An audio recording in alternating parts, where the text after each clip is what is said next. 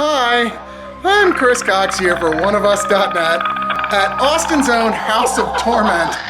We've got a lot of stuff to talk about and a lot of stuff to show you about how the #1 haunted house in America is designed and built and conceived of, and maybe I'll make it through this.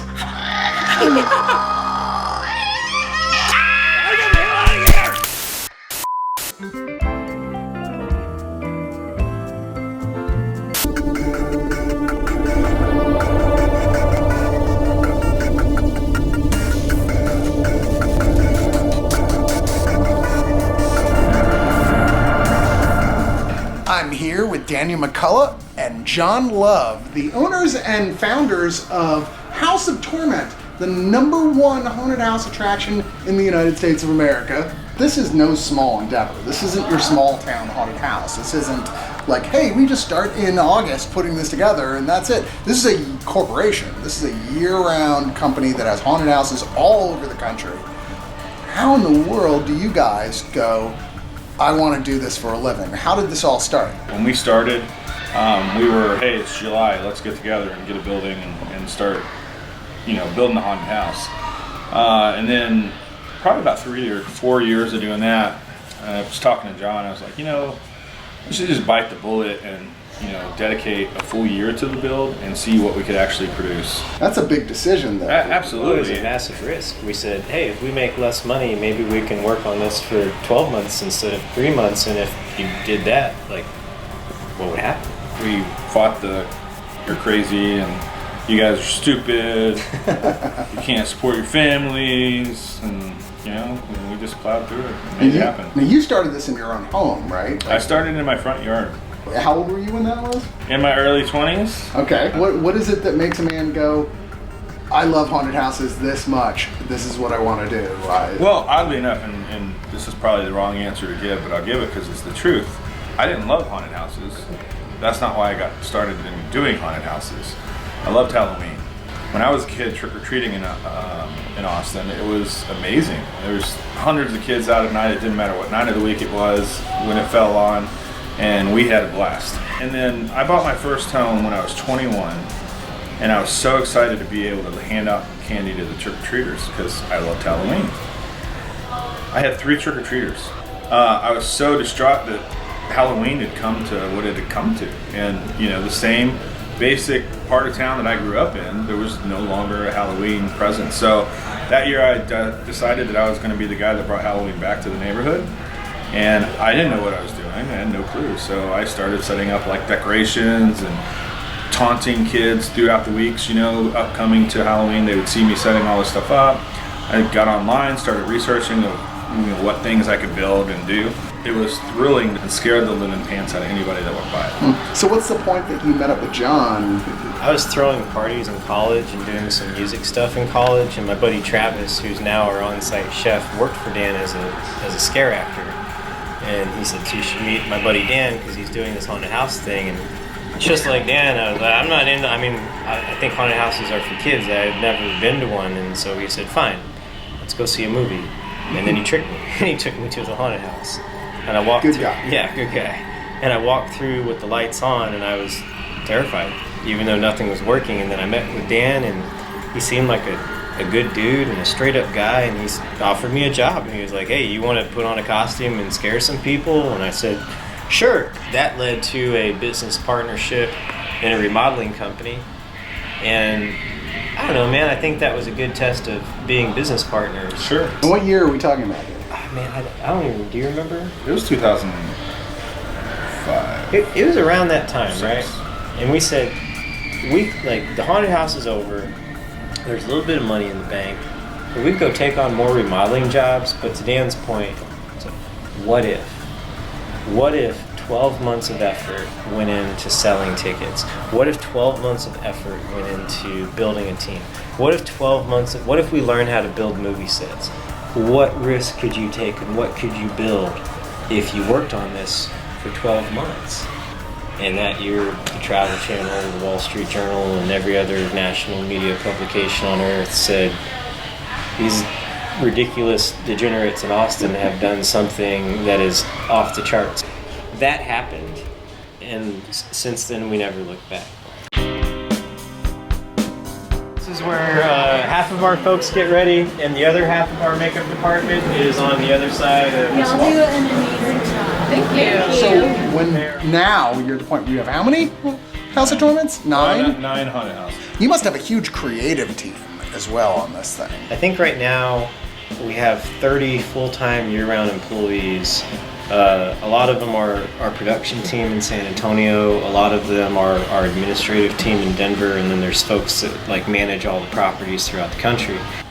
When it comes to dreaming up ideas and being creative, you never know who's going to have the next best idea. I think our creative process is there's no rules, there's no budgets, there's no nothing. Let's dream really big, and then let's apply financial constraints. But when it comes to like the big picture of what we're doing, I think what generally happens is we have 4 partners, me and John and our other partners in Denver, and we'll go out and see other shows, we'll go out and do other events, and we'll get inspired, and we'll start to sit down and think of what can we do next? What's the next thing we can do? It's not like we're building houses or McDonald's where it's lather, rinse, and repeats. Like all of our haunted houses are completely different experiences, and some certainly employ some crowd favorites that always work, but it's very much an individual creative process to do each and every one of them. So when you get down to it, you might say, well, now that we've done this room, we can add this, that, and the other thing and make it even better than we thought. Or this can't happen because this is in the way or that didn't work, but there's the basis for something that can get turned into something great. So like, I guess we also feel like the design never ends. So when people come to our shows throughout the year, they evolve. And when you walk into them, you might react one way. It's like, that's exactly what I was going for. Sweet. And you react a different way. It's like, interesting. Interesting what you did. Let's see if we can work with that and do this other thing that might change the dynamic of the room.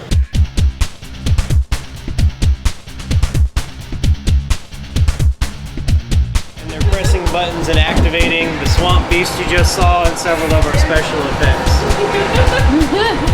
I bet y'all laugh all night long. So I know you guys have cameras everywhere watching all this stuff. Are y'all ever studying those to go like, hey, look what just happened. Maybe there should be something else that reacts to that. Absolutely. Every day. Yeah. And we know, like, we've been doing this long enough to know how to set up a scare and take it down and how to divert and how to bring it back.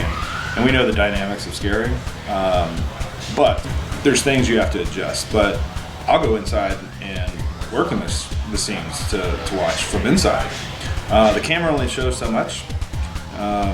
We can't have every camera audio going because it just doesn't mix, and then who knows who's screaming. So it's better to kind of get involved and get inside a little bit. Case in point, last night I was working a scene, and I realized why the actor wasn't doing his job very well because he had a light shining at him in the face, and it was placed in the wrong place. And I'm like, well, got to change that. But sometimes you just got to get in there and play around. It's ironic that you go to most haunted houses and they're just, here's a scene from this movie, here's a scene from this movie, which you guys don't do, and yet you have so much more in common with actually how movies are made and the way you do things than those places do. I think we try to derive inspiration from popular culture, and we are certainly fans of cinema and horror movies and all that kind of stuff, but some of the best ideas we have are walking down the street and taking a picture of the side of the building and saying, that looks scenically amazing, and then that turns into one of the coolest things we've ever done. And then to Dan's point, some of the best adjustments we make are by listening to the people or being in the rooms ourselves. So I think we have a pretty open mind, and I think it's the right call to have an open mind, to not ever assume you know everything, not ever assume the best idea can only come from this one place, and to always be looking for something that you can turn into a haunted house scare. And we travel a lot and we pay attention a lot because we really believe anytime we go to explore something, if there's one aha moment, it's worth the entire trip. And you guys use a lot of mixture of old school tech, like the Pepper's Ghost effect, which we all know from the Haunted Mansion to Disneyland with the dancing ghosts, and then new tech. How much do y'all pay attention to what's going on with new tech in terms of what new stuff you might be able to bring in that nobody's ever seen before? Well, I think because we're doing the room escape part of our business, tech is, this is a tech show. We're always on top of what's next. We go to a lot of trade shows. We go to a lot of places where we see new tech. Doing the VR is a cutting edge, having the VR escape games, which will be opening soon. So we're always trying to stay, and even if it's tech that doesn't seem applicable to our product or what we do, there's always ways to adapt it. A lot of things that were out of the reach of small business are very reachable. You know what I mean? But you can never forget one of the scariest things to do is tickle someone in the face with a feather. Like if you forget about the fundamentals of the business to only look at the cutting edge, you do yourself a disservice. And if you only rely on the basic fundamentals of the business and don't evolve into the future, you're doing yourself a disservice. And if anybody wants to pretend like they're an actor, you're welcome to step on that guitar pedal and get back to scaring some folks. Is that what the sound we heard before was? Yeah, exactly. But if you'd like to, go ahead and step on that guitar pedal. So what do you guys think of the new trend in extreme haunted houses that seem to be popping up all over the place? Is that something you might get involved in at any point? No. No? Absolutely. No interest in that? Escape rooms are way better than extreme haunted houses. And in all honesty, I don't consider those products haunted houses. At the end of the day, we're in the entertainment business. We want to entertain people, and we entertain them by giving them a thrilling experience. A lot of people get scared. A lot of people just have a shitload of fun. But everybody leaves feeling good about what they did. And when you go do those things, I've always felt terrible about what I did. And I don't think that's the entertainment business, in my opinion. And just to finally finish out, what still scares the both of you? I don't know what happened to me, but recently in my life I've become very claustrophobic, so much that I will only sit in the aisle seat on an airplane. Getting shocked and claustrophobic stuff really unsettles me. Anything that could happen to my kids scares the fire out of me in a bad way. When I play video games, I get scared. I love that. When I watch horror movies, I get scared. I love that. I don't get desensitized. I guess because, maybe I feel like it. I don't like the sight of blood. Real blood? Yeah, I don't. I'm the same way. Yeah. I can watch 100 horror movies. Yeah, I don't want to see a it's on the picture. surgery channel. Dude, I'm like, I'm oh, the same God. way. Yeah. Turn it off. My wife's like, you own a haunted house. Like, it's different. It doesn't matter. I can't watch it.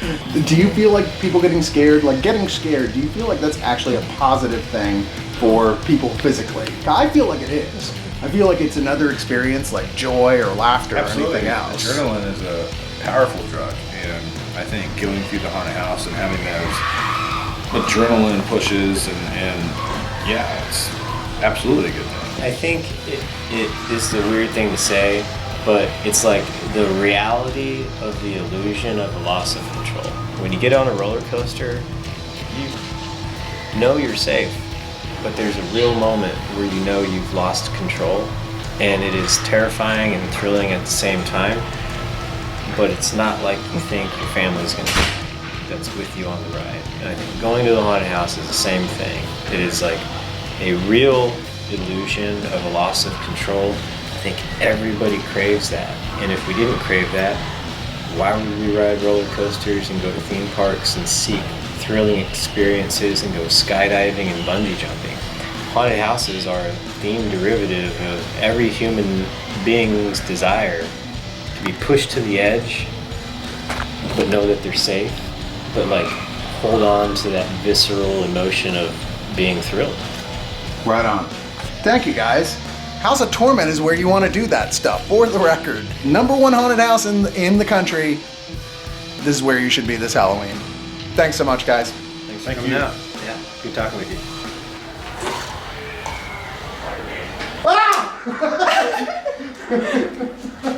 Jesus Christ. Just in the nick of time. That's really scary.